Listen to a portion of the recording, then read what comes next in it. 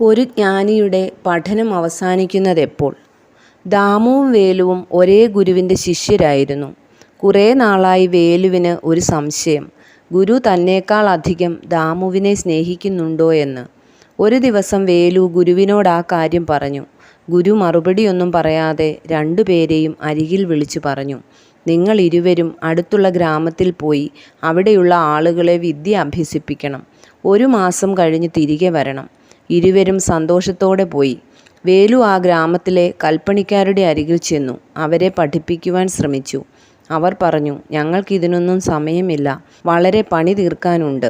വേലു മറ്റൊരു ഭാഗത്തേക്ക് പോയി അവിടെയുള്ളവർ കുശവന്മാരായിരുന്നു.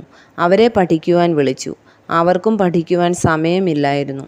വേലു ആശാരിമാരുടെ അരികിൽ ചെന്നു. പക്ഷെ അവർക്കും പഠിക്കാൻ സമയമില്ല.